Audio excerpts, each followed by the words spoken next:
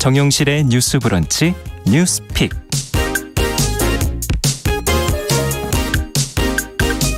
네, 정용실의 뉴스 브런치 항상 여러분들과 함께 프로그램 만들어가고 있습니다. 오늘도 콩으로 김현옥님, 김소아님 이렇게 들어와 주셨고요. 유튜브로는 박진호님 들어오셨습니다. 저희가 오늘 좀 늦게 시작했죠. 한 600분 가까운 분 지금 들어오셨는데요. 감사드리고요. 자, 첫 코너는 뉴스픽으로 시작을 하겠습니다. 월요일, 수요일은 이 두 분이 지금 자리를 채워주고 계십니다. 전혜연 우석대 개공 교수님 안녕하세요. 안녕하세요. 전혜연입니다. 네, 조으론 변호사님 안녕하세요. 네, 안녕하세요. 조으론입니다. 네, 반갑습니다. 자, 앞서 말씀드린 얘기를 저희가 두 번째 뉴스로 좀 다루고 정치 얘기를 두 번째 뉴스로 다루고 먼저 오세훈 시장 얘기부터 좀 해보죠. 지금 시민단체 교통방송 예산 이게 지금 대폭 삭감됐다는 게 지금 보도가 나오고 있는데 지금 삭감한 내용을 내년도 예산안을 지금 내놓고 서울시 의회하고 이제 줄다리기를 해야 되지 않겠습니까? 관련 단체들은 지금 반발을 하고 있는데 예산을 얼마나 줄였길래 그런 것인지 어떤 반응들이 지금 나오고 있는 것인지 좀 들여다보겠습니다. 전혜영 교수께서 좀 전해주시죠. 예, 우리가 나라 살림 예산을 정부 부처에서 짜서 국회에 제출하면 국회에서 네. 늘리기도 하고 줄이기도 하고 이제 연말에 통과를 시키잖아요. 그런 것처럼 서울시에서도 내년도 예산안을 편성해서 시의회에 이렇게 제출하면 예. 의회에서 이것을 뭐 넣고 줄이고 맞는지를 또 살펴보는 과정을 거치게 그렇죠. 되는데요. 서울시의 경우 내년도 예산안을 역대 최대 규모인 44조 748억 원으로 예산을 편성해서 시의회에 제출했다고 밝혔습니다. 예. 세출 구조 조정, 즉 나가는 돈을 줄였다. 1조 1,519억 원을 절감했다라고 서울시에서 밝혔는데 이 내용을 두고 지금 감론을박이 벌어지고 있는데요. 네. 확 줄인 예산이 뭐냐. 첫 번째는 시민단체 지원 사업 예산입니다. 올해에 1,788억 원이었는데 그중에 46.5%인 832억 원을 삭감을 했고요. 네. 그리고 TBS 같은 경우에는 이게 출연금 형식이거든요. 출연금이 올해 375억 원이었는데 네. 이것의 한 3분의 1 수준인 123억 원을 삭감하겠다. 이렇게 이제 서울시에서 밝힌 상황입니다. 대신 서울시가 늘린 부분은 오세훈 시장의 역점 사업 예산이라고 지금 분석이 나오고 있는데요. 예를 들어서 온라인 교육 플랫폼 서울 런 등은 오히려 예산을 대부분 확대했다. 이렇게 지금 분석이 나오고 있습니다. 네. 근데 말씀드렸듯이 이제 서울시에서 이렇게 제출하면 의회에서 이것을 이제 심사를 하게 되는데 네. 지금 더불어민주당이 서울시 의회의 절대 다수인 상황이에요. 110석 중에 99석이 민주당인데 김인호 시의회 의장이 이번 서울시 예산안 편성에 대해서 굉장히 비판적인 의견을 언론 보도를 통해서 지금 밝히고 있는데 네. 혈세넘이는 막아야 되지만 과정, 목적이 정당해야 되고 그리고 이게 개인의 셈법에서 나온 정치행보에서는 안 된다라고 반발하고 있어서 서울시와 의회 사이의 충돌이 지금 예상되고 있는 상황입니다. 네. 좀 구체적으로 살펴보면은요, 이와 관련된 단체들도 반발하고 있는 상황인데 100여 개 시민단체들이 모여서 최근 기자회견을 열고 오세훈 서울시장의 폭주다 이렇게 주장을 하고 있고요. 네. 특히 시민단체들에 대해서 부정한 단체라고 낙인 찍고 있다 이렇게 반발하면서 법적 대응까지도 불사하겠다 이렇게 밝힌 상황입니다. 네. TBS의 경우에는 TBS의 자체적인 입장도 나오고 있습니다만 지금 한국 PD협회 차원의 성명이 나왔는데 네. 이 주장을 살펴보면 일단은 예산의 세부 항목에 대해서 이렇게 한 것이 아니라 예산 총액을 삭감하는 것도 문제이고 그리고 지금 TBS 같은 경우에는 2019년 재단으로 독립했기 때문에 광고를 할 수가 없는 상황이에요. 네. 그러니까 수익 사업을 할 수 없는 구조인 상황에서 이렇게 예산을 네, 삭감하는 것이 굉장히 좀 잔인한 조치다 이렇게 비판을 하고 있고 PD협회에서 나온 또 다른 의견은 예산을 박탈해서 프로그램 제작을 불가능하게 만드는 것이 개별 프로그램에 대한 간섭보다 훨씬 더 큰 방송 탄압이라고 주장을 하고 있습니다. 어쨌든 제가 이제 어제 서울시 의회 그 현장에 들어갔던 기자들한테 좀 다시 취재를 해봤거든요. 네, 최근 들어서 아마 대변인실 관련한 그 부분에 대해서도 의회가 파행이 되거나 이러면서 굉장히 벌써 갈등상이 나타나고 있다고 합니다. 그래서 앞으로의 상황을 좀 지켜봐야 되는 그런 상황입니다. 그렇군요. 자, 지금 말씀해 주신 예산안 편성 내용을 이렇게 들여다보니까 내년인데 또 지방선거를 앞두고 있기 때문에 그 전에 있었던 그 박원순 시장의 그 예산에 대한 뭐 지우기라고 표현해야 될까요? 또 보수 정체성 강화에 나선 것 아니냐 하는 언론의 분석도 나오고 있거든요. 두 분은 어떻게 보시는지. 네, 개인적으로는 이제 오세훈 시장이 서울시장으로 당선을 되고 나서 자신의 중점 사업, 역정 사업이라고 할 수 있는 것들을 진행하기 위해 불가피하게 예산을 자기 쪽의 공약을 지키려는 쪽으로 이게 세운 것은 어느 정도 그냥 타당하고 예전부터 있었던 일이라고 볼 수 있을 것 같습니다. 네. 그렇기 때문에 이번 예산안 편성이 내년 지방선거라든지 박원순 전 시장을 지운다는 그런 부분에 대해서는 그러한 분석이 맞다라고 볼 수가 있을 것 같습니다. 네. 어떻게 보시는지요, 전민 교수께서? 예, 근데 이게 이제 정치적인 논란이 뭐 진보 보수의 문제가 아니라 사실은 행정 예산이 삭감하고 예산을 증액하고 할 때 우리가 그것을 좀 설득이 되려면 이 과정이라던가 예. 또는 예산 삭감 수준이 좀 타당해야 되는 거잖아요. 네. 근데 이게 너무 좀 과격한 방식이다라고 저는 좀 해석을 할 수밖에 없는 게 예를 들면 이제 시민단체 지원 예산도 46.5%가 삭감이 됐는데 아마 이게 감사와 맞물려서 돌아가는 것 같아요. 그렇다면 잘한 부분은 무엇이고 잘못된 부분은 뭔지를 좀 밝혀서 만약에 밝혔다면 반발이 좀 덜했을 텐데 예. 기자회견을 통해서 먼저 뭐 문제가 있다. 굉장히 과격한 용어로 비판한 다음에도 예산이 이렇게 하니까 좀 받아들이기 어렵다는 반발이 나온다. 전 이렇게 보고요. 예. 두 번째로는 사실 예산을 의회에서 증액하거나 삭감하는 것은 어제 오늘의 일이 아니잖아요. 그렇죠. 그리고 민주당 의회가 다수라는 것은 뭐 모두가 알고 있는 사실이고 사실은 그래서 이게 의회와의 소통이라든가 이 과정이 굉장히 중요한데 네. 그런 부분이 부족했다라는 지적이 의회에서 계속 나오고 있습니다. 그래서 이런 절차상의 문제를 좀 짚고 싶고 마지막으로 세 번째는 이 TBS 문제를 언급하지 않을 수가 없는데 네. 지금 TBS의 지금 3분의 1 수준으로 123억을 삭감하고 방송을 만들라는 게 과연 현실적으로 타당한가. 그리고 과연 정말 오세훈 시장이 말한 대로 좋은 방송을 만들라는 취지이면 좋은 방송을 맞을 수 있는 예산과 이런 방법을 같이 제안을 하면서 해야 되지. 예산 삭감만 하고 과연 좋은 방송을 그렇죠. 만드는 것이 네. 가능한가.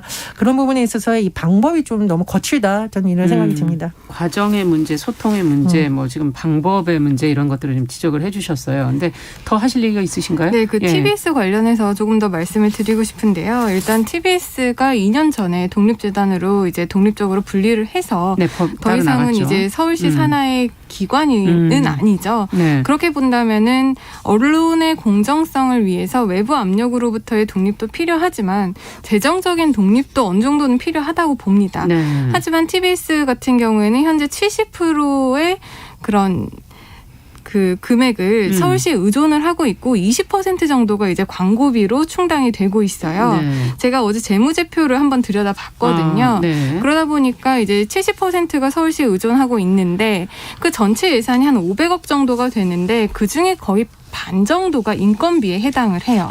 원래 방송의 인건 비중이 좀 높죠. 예. 그렇죠. 그렇게 한다 보면은 이번에 그 서울시에서 125억 정도를 감액한다고 보면은 네. 지금 인건비가 250억으로 책정이 되어 있는데 여기서 적어도 뭐 20% 정도는 인건비에 손을 댈 수밖에 없는 구조가 생기는 거거든요. 아. 그렇기 때문에 이 부분에 대해서 그러니까 진지한 고민이 없이 이렇게 성급하게 예산안을 이렇게 발표한 것이 아닌가 그런 지적을 좀 해볼 수가 있고요. 그러네요. 그런데 반면으로는 이게 또 방송법 위반이냐 아니냐 이런 논란도 지금 있거든요. 아. 이제 왜냐하면 방송법에 보면 방송 편성에 관하여 규제나 간섭을 하면 안 된다. 그렇죠. 그리고 이를 어길 경우에는 2년 이하의 징역 3천만 원 이하의 벌금까지 처해지도록 하고 있어요. 예. 그렇게 되면 이것을 과연 편성에 관한 실질적인 개입 행위로 볼 것이냐 이 부분 관련해서는 이 사건이 만약에 실제 뭐 고소고발이 돼서 법원에까지 간다면 과연 어떤 의도로 어떤 영향을 실제 미쳤는지를 판단해서 이제 가려내야겠지만 네. 이런 방송법 위반의 문제보다는 그런 예산 삭감을 했을 때 인건비에 손을 댈 수밖에 없는 구조고 그러다 예. 보면은 사람들의 생계를 위협할 수 있는 이러한 예산안 편성에 대해서 오세훈 시장 측에서도 그럴 수밖에 없었던 이유도 있었겠지만 일단 근로자들의 생계를 위협하는 그렇죠. 수준에 이르는 단계가 됐기 때문에 이 부분은 다시 한번 재고를 해봐야 된다고 생각을 하고요. 그 언론의 독립을 위해서는 아까 말씀드렸다시피 재정의 독립이 필연적이라고 생각합니다. 그런데 아까 정 교수님의 께서도 말씀을 하셨지만 이 부분이 어느 정도 독립이 될 수 있는 상황을 여건을 만들어주고 나서야 재원의 다각화를 추구할 수 있는 상황을 만들어주고 그렇죠. 나서야 독립재정을 위한 길을 마련해주고 나서 재정을 삭감하는 게 바람직하다고 순서가. 생각합니다. 네. 지금 마침 TBS 얘기로 갔기 때문에 이렇게 지금 인건비 얘기를 하시니까 프리랜서 비정규직이 더 큰 피해를 입게 되는 건 아닐까 이런 생각도 방송 구조를 아는 상황에서는 그런 얘기를 할 수밖에 없네요. 저는 뭐 실제로 이 뭐 관련자 분들하고 좀 대화를 해보니까 아마 이제 작가분들이라든가 이런 그렇죠. 분들은 대부분 계약직의 성격이기 때문에 더 직접적으로 타격이 오지 않을까라는 우려가 있는 것 같아요. 네. 그리고 저는 좀 제가 우려하는 부분이 뭐냐면 광고 얘기를 자꾸 하는데 광고가 결국은 뭐 유튜브를 통한 조회수가 높다거나 청취율이 높다거나 이런 프로그램에 많이 이제 연동이 되잖아요. 그렇죠. 광고비가. 근데 사실 공영방송이라는 것이 본래의 목적을 달성을 하려면 사람들이 많이 듣거나 소위 핫한 프로그램이 아니어도 반드시 가져가야 될 어떤 부분이 있거든요. 오히려 자칫하면 장기적으로 이런 프로그램들이 사라지게 되는 결과 그리고 이런 프로그램에 좋은 콘텐츠를 만드는 작가분들이 오히려 더 설자리가 없어지는 결과를 낳지 않을까 생각이 듭니다. 제가 좀 KBS 예를 들자면 KBS가 뭐 재난 방송을 하거나 장애인 관련 방송을 하거나 해외에 있는 동포들을 위한 방송들을 만들 수 있는 것은 그것이 청취율이 다른 프로그램에 대해서 보장이 안 되더라도 공영방송으로 지켜야 될 가치가 있기 때문이거든요. 그러면 TBS도 분명히 지금 하고 있는 프로그램 중에서 그런 시도를 하고 있는 프로그램들이 있을 겁니다. 비정규직의 문제라든가 산업재해 문제라든가 환경에 관한 프로그램들이 분명히 있거든요. 그럼 이런 프로그램들이 오히려 장기적으로는 설 자리가 없어진다면 본래의 목적인 방송의 독립과 좋은 프로그램 취지를 오히려 흔들 수 있는 결과를 가져오게 됩니다. 그래서 오세훈 시장이 정말로 방송의 독립과 좋은 방송을 위한 마음이 있다면 그런 부분도 반드시 다시 한번 재고해 봐야 된다 이렇게 그렇죠. 생각이 드네요. 네. 자, 두 번째 저희가 뉴스로 좀 가보도록 하겠습니다. 조금 늦게 시작을 했기 때문에. 자, 국민의힘 대선 주자들 앞서 말씀드린 성범죄 무고죄 강화 엄벌을 공약으로 지금 갑자기 내세우고 있는데 이에 대한 지금 비판의 목소리들이 나오고 있거든요. 어떤 말들을 했고 어떤 비판의 내용들이 있는지 내용을 좀 조론 변호사께서 법적인 내용을 좀 감안해서 정리를 좀 해 주시죠. 네, 일단 국민의힘 대선 후보로 지목되고 있는 윤석열 주자 같은 경우에는 성폭력 범죄의 처벌 등에 관한 특례법에 무고 조항을 신설해서 거짓말 범죄를 근절하겠다라는 입장을 밝혔고요. 네. 유승민 씨 같은 경우에는 최근에 그 김선호 씨 사례가 굉장히 유명하지 않았습니까? 네. 그 사례를 들면서 무고죄를 굉장히 엄하게 처벌을 해야 된다. 이제 남성을 잠재적 가해자로 보는 그런 시각을 바꿔야 된다라고 예. 하면서 이제 무고죄 관련해서 강력하게 처벌해야 한다라는 의사를 밝혔습니다. 네. 이에 대해서 이제 젠더정치연구소 여세영 같은 경우에는 미투 이후에 여성들이 자신의 피해 경험을 용기 내어 고발했음에도 불구하고 이런 상황에서 그 무고 조항을 신설한다라고 함으로써 거짓말 범죄로 치부하는 것을 강력하게 규탄한다라는 입장을 밝혔고요. 네. 한국 성폭력 상담소 같은 경우에도 마치 성폭력 사건이 무고 사건으로 이 공정을 가로막는 대표적인 현상인 것처럼 공약에 등장을 한 것이 실제 현실과는 매우 다르다면서 강하게 비판을 하고 있습니다. 네. 자, 이 내용 속에서 우리가 이유는 과연 무엇일지 또 무엇을 좀 들여다봐야 될지 두 분께서 좀 각자 좀 짚어주시죠. 정 교수님께서 먼저 좀. 예, 저는 첫 번째로 마치 무고죄 법정형이 굉장히 낮은 것처럼 전제를 하고 하는 게 좀 잘못된 거죠. 네. 무고죄는 어떻게 돼 있죠? 2018년에 이미 이 미투와 관련해서 무고죄에 관한 내용이 청와대 청원에 올라왔었고 네. 당시에 이미 밝혀진 내용인데요. 우리나라 무고죄 법정형이 상대적으로 높은 편이다. 그래서 무고죄가 형법 156조에 따라서 10년 이하의 징역 또는 1,500만 원 이하의 벌금형에 처해지는데 네. 미국, 독일 같은 경우에는 5년 이하의 자유형 또는 벌금, 프랑스는 5년 구금형과 벌금, 영국은 6개월 이하의 직결 심판이나 벌금형. 그러니까 무고죄 자체가 높은 이미 편이네요. 예. 맞습니다. 높아요. 정 교수님 그럼- 말씀이 맞는 게 네. 무고죄 법정형이 우리나라 형법에 뭐 상해라든지 폭행, 뭐 공무집행방해 굉장히 중한 사건들 있지 않습니까? 네. 상해가 지금 7년 이하고요. 폭행이 2년 이하예요. 그런데 무고죄 같은 경우가 10년 이하라고 한다면 무고죄 법정형은 이미 충분히 높다라고 그러네요. 볼 수가 있습니다. 네. 그러니까 이런 전제를 자꾸 깔아두고 만드는 것에 대해서 지금 여성단체가 비판을 하고 우려하는 것은 그렇군요. 마치 미리 잘못된 인식을 조장을 해서 실제로 피해자들도 마치 이렇게 거짓말을 하는 문화가 있는 것처럼 하는 것을 굉장히 우려하고 있는 부분이거든요. 그렇죠. 그런 맥락을 좀 같이 봐야 된다라고 생각을 하고요. 두 번째로 이거를 청년 정책이라고 주장하는 정책이 있던데 네. 무고죄가 청년들만의 문제인가요? 아니죠. 예. 변호사님이 우리 방송 들어오기 전에 잘 말씀해 주셨는데 이게 가해자 피해자의 문제 봐야 되지 남성들은 항상 피해자고 여성들은 항상 뭐 또 항상 피해자고 이런 관점으로 접근할 문제는 아니라고 그렇죠. 봅니다. 성범죄 사건이나 여러 가지 사건에서의 무고죄가 남녀의 문제가 아니라 조직 내에서의 네. 상하의 문제일 수도 있고요. 가해자와 동료 간의 피해자의 문제이죠. 가해자와 피해자의 문제라는 예. 거 다시 한번 말씀드리고 싶습니다. 네. 이유는 어디 있는 걸까요? 이런 갑자기 공약을 내세운. 아무래도 이제 표심 없기랑 연결되는 게 아닐까 싶기는 합니다. 네. 일단 그 특정 성별을 언급하면서 그 사람들을 잠재적 가해자로 인식하는 분위기를 바꿔야 된다라고 발언을 한 것 자체가 예. 어떤 특정 성별을 지지층으로 끌어오기 위한 전략 아닐까 싶은데요. 그 부분에 대해서 굉장히 아쉬움이 남습니다. 어떤 부분이요? 사실 정 교수님이 말씀하신 것처럼 이 성범죄라든지 성범죄 무고 사건은 성별의 대립이라고 보기보다는 우리가 지금 가해자 피해자의 문제로 봐야 되는 것이거든요. 예. 지금 남성 피해자들도 굉장히 성범죄 피해자들이 높아지고 있습니다. 네. 많아지고 있는 상황이거든요. 그중에는 여성이 가해자가 되는 경우들도 충분히 많이 신고가 되고 있어요. 예. 그렇기 때문에 전체적으로 성범죄 피해자들을 어떻게 우리가 보호하고 이 부분에 대해서 대책을 마련해야 될 것인가 이런 부분이 굉장히 중요하다고 보고요. 그 무고죄 관련해서는 지금 언론이나 보도에서 보면 기소율이 굉장히 낮다. 유죄로 인정되는 비율이 굉장히 낮다라고 주장을 하고 있는데 네. 이거는 원래 무고죄의 성격상 기소율이 낮을 수밖에 유죄율이 낮을 수밖에 없습니다. 그건 왜 그런가요? 왜냐하면 이제 무고죄라는 게 어떤 사람을 징계나 형사처벌을 받게 할 목적으로 고소고발을 할 때 허위사실을 또 그렇게 말을 해서 해야 해요. 그러니까 넘어야 될 산들이 굉장히 많은 거예요. 무고죄 자체가. 의도가 있어야 되고 허위여야 하고 이런 뭐 증명해야 될 것들이 많다는 그렇죠. 얘기군요. 그렇기 예. 때문에 지금 언론에서 말을 하고 있는 기소율이 낮다, 유죄율이 낮다라는 말은 사실 무고죄 본연의 특성에서 기인한 것이지 그렇군요. 성범죄와 관련해서 성범죄상의 무고죄의 기소율이 특별히 낮은 게 지금 아닌 거거든요. 통계학적으로. 그렇기 때문에 단순히 이거를 성범죄와 연결할 수가 연결시켜서 없네요. 무고죄를 논의하기보다는 무고죄 자체의 그런 성립 요건이라든지 전반적인 전체 범죄에서의 무고죄를 가지고 우리가 논의를 해야 되는 것이 아닌가라고 그러네요. 생각을 합니다. 네.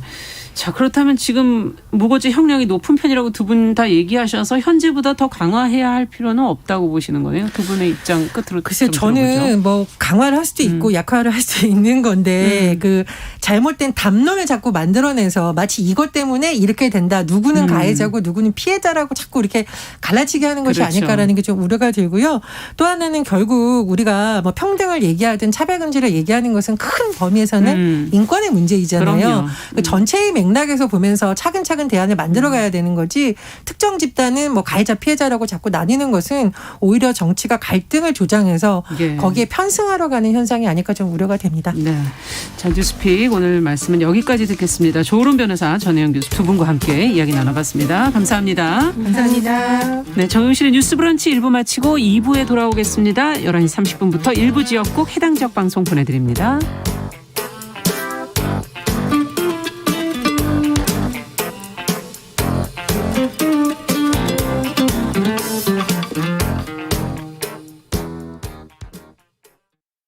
지금 시각은 11시 30분입니다.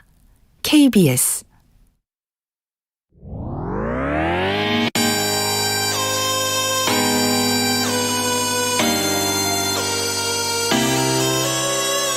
어떤 사람들은 삼루에서 태어났으면서 자신이 삼루타를 친 것처럼 생각하며 살아간다라는 말이 있어요. 3분 즉석칼에 만들듯이 법안을 뚝딱뚝딱 잘 만들어내시는 분들이 왜 여기에 대해서는 이렇게 직무유기를 하고 있을까 그런 문제가 들고 따끔하게 예. 이 여성 팬티에 달려있는 정체불명, 의미불명의 리본에 대해서 생각을 하게 됩니다. 도대체 이 아이는 왜 있는가? 경쾌하게 정말 그런가요? 외신도 당황한 거죠. 이 사건을 보고. 예. 도대체 한국에서 무슨 일이 벌어지고 있는 거냐. 이거 한국의 성보수주의 때문 아니냐. 할 말은 하면서 같이 고민해보겠습니다. 세상을 보는 따뜻한 시선 정용실의 뉴스 브런치. 네, 정실의 뉴스 브런치 듣고 계신 지금 시각 11시 31분입니다. 자, 필환경 시대를 맞아서 기후변화의 심각성을 좀 되새기고 환경 이슈를 살펴보죠. 환경하자 서울환경운동연합의 이유리 팀장 잘해주셨습니다. 어서 오십시오. 네, 안녕하세요. 어떤 얘기를 좀 해볼까요? 지금도 진행을 하고 있는 중입니다. 10월 31일부터 11월 12일까지 2주간 영국 글래스고에서 기후변화에 대한 굉장히 큰 회의가 하나 열리거든요. 바로 유엔 기후변화 협약 당사국 총회 COP26, COP26이라고 부르기도 합니다. 네. 네, 이제 이 현재 진행되고 있는 이 회의에서 어떤 이야기가 오고 가고 있는지 또 어떤 부분을 중요하게 바라봐야 되는지를 좀 살펴보고자 합니다. 네, 이 환경 문제는 그 국제적으로 서로 같이 논의하는 게 굉장히 중요한 것 네, 같네요. 맞습니다. 어떤 내용들을 주로 논의하는 회의인지 좀 구체적으로 설명을 좀 해주세요. 풀어서 말씀드리면 일단 유엔 기후변화 협약 당사국 총회라는 이름으로 회의를 하는 것입니다. 당사국 진짜 말 총회. 그대로 예. 유엔이 설립을 했고요. 그리고 기후변화를